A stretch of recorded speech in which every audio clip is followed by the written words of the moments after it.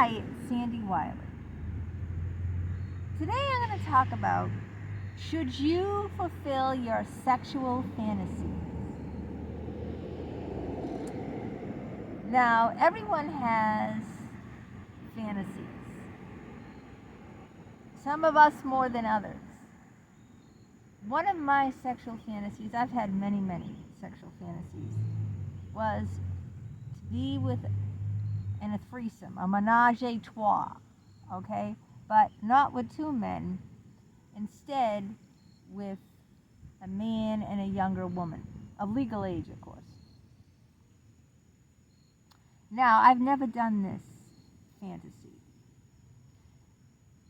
What if I had a boyfriend or a partner that was willing to do it?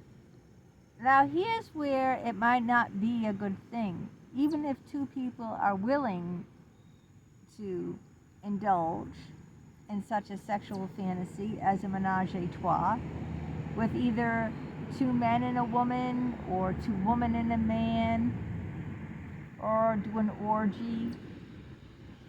Here's why it might not be a good idea. Now, people are often jealous and people don't know how they're going to respond in a certain situation.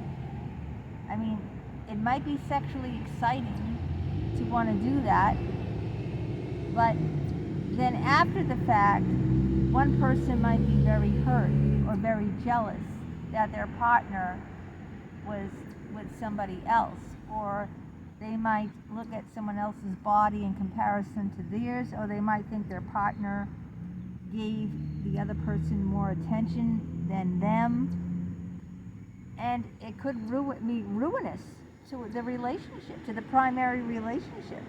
So even though they fulfilled that fantasy, it destroyed their relationship. It doesn't always destroy relationships, but is it really worth the price of risking the relationship for the fantasy, for a fantasy? For instance, having sex with my psychologist, right? Was it worth it for him to risk his whole career for a fantasy of having sex with a patient? He said it wasn't before he died, you know?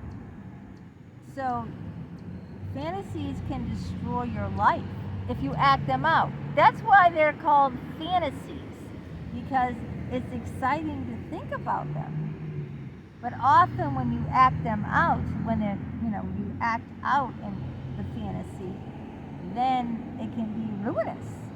And in my experience, and the people I know, it has been ruinous to act out their fantasies. Better to keep it as a fantasy. It's safer to keep it as a fantasy than risk destroying a long-term relationship. Fantasies should never be acted out in therapy. This is another topic that I want to talk about, because I wrote an article today on LinkedIn about it, which gave me the idea to do this video on it. Your psychologist is supposed to only talk with you. You're supposed to only talk to them. You can tell them anything. You can tell them your deepest fears. You can tell them your most, kinky, bizarre sexual fantasies. And it's perfectly normal to do that. But it's not normal to act out a fantasy with a patient. My psychologist, Dr. Richard Geis, was another one, not just the one I had a sexual affair with, who acted out one of my sexual fantasies. And he did that I always had a fantasy of I've always liked older men, and I had this fantasy of, being naked, laying over an older man's lap, and him taking his belt and spanking me, a spanking fantasy with an older man. And of course, I told this to Dr. Richard Geis, and he allowed me to sit in his lap, face down in his lap, with my ass in the ear, and I took his hand, and it was like, went through the motions of him spanking me. So in other words, he didn't really spank me. I took his hand and went like that. Okay? So if I take your hand and I go like this, you're not really spanking me. You're going like you're doing it. You're going through the motions. You're pretending. You're pretending. So he did this like pseudo spanking fantasy. But this is unethical. You know, I shouldn't be laying across on top of him on his lap with my ass in the air and taking his hand and making him hit my ass. That's unethical. That's a boundary violation right there. He could lose his license like that. And what did it later make me feel? Exploited. That's how it made me feel. You know, it made me feel exploited. It might have been fun in the moment, sure. I'm not going to deny that it wasn't fun in the moment. But later on, I felt exploited. So that's why I want to come on and I want to educate people about this. But I wanted to do a video to talk about acting on your fantasies, how it's not a good idea, and how you should really think before you do it, because you can't be sure how you're going to feel afterward. And once you've done it, you can't take it back. Now, it's just like a mother being negligent with her child. Say her son has a fantasy of flying like Superman. And I use this in the article that I wrote on LinkedIn today. And they're upstairs in the bedroom, and the son is saying, "Oh, I want to fly like Superman." And the mother opens up the window and she yells, "Go ahead, fly!" Now, what kind of mother do you think that would be?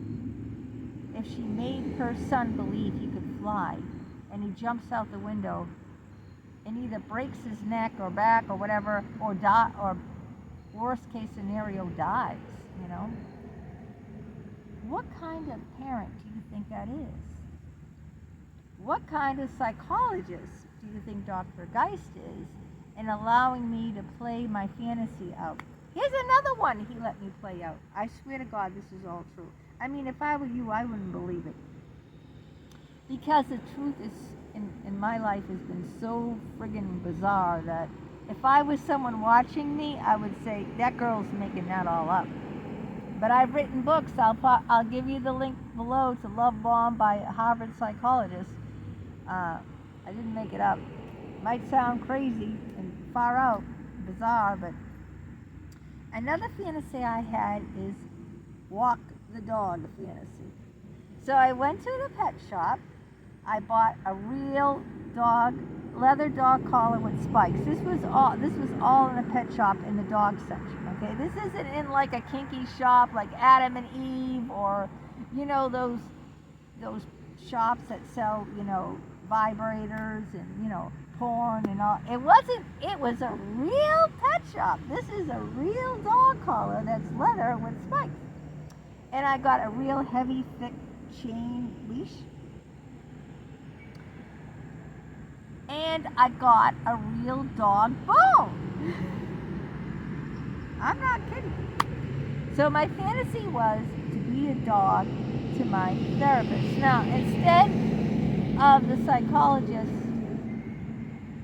saying, why do you want to be a dog? You know, why do you want me to treat you like a dog? Instead of him trying to find out the psychology, get it, he's a psychologist, he should be trying to figure out the psychology behind the fantasy. Like, what's really going on with me? Why do I want to be treated like this? Like, try to find out that, you know, underneath what's going on with me. Oh no, he didn't do that. He walked me around his office. I wore the collar on a leash, and he walked me on the chain, the thick chain, and I had the dog bone in my mouth. It was this big. It was a real dog bone. He even went so far as to pet me on the head like I was a real dog. How did I feel about that later on? Exploited. That's the word I'm going to use. I felt exploited. Now, at the time, I thought this was, oh wow, this is fun. This shrink is letting me live all my fantasies, play acting or whatever, psychodrama. And along comes Mary, you know that song? I'm telling you that no matter what your sexual fantasy is, and never do it with a psychologist, first of all. If you do it with someone who agrees to it, so you both agree to it, like you're,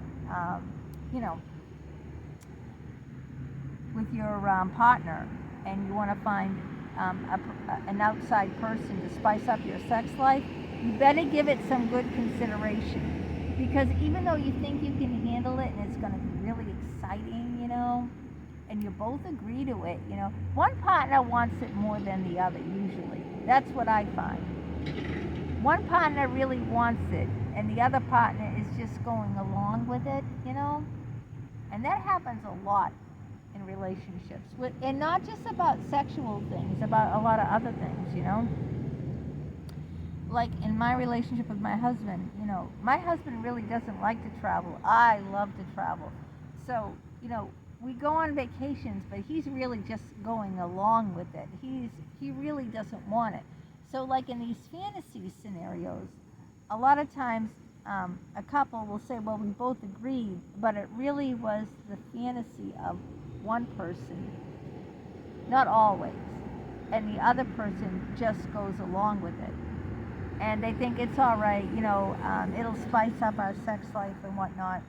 And then after it happens, it ends up destroying the relationship because they had no idea all the feelings that would come out of it after the fact. There's no way you could know how you're going to feel about something, before you do it. You might have an idea, but a lot of times it's completely devastating, and it can just destroy the relationship.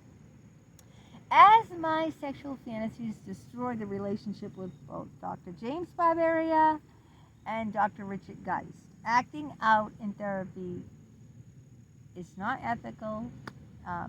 It's a boundary violation, and the psychologist can lose his license, go to prison in some states, and also, you think it's exciting and fun to do this, but then later on, you're not going to think that, like me. Later on, you're going to feel like these psychologists took advantage of you and they sexually exploited you. And that's what they did to me. I was sexually exploited by these psychologists. So, if you want to let me know your fantasies, you can or if you acted out of fantasy and it turned out good or it turned out bad, let me know in the comments, because I'm trying to, have more communication with my subscribers.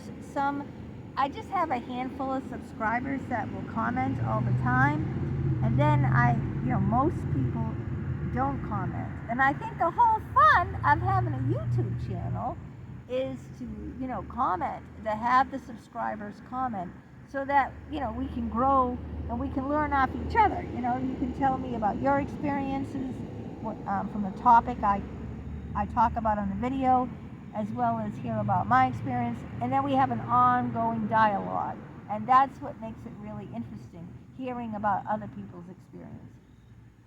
Okay, have a great day and take care.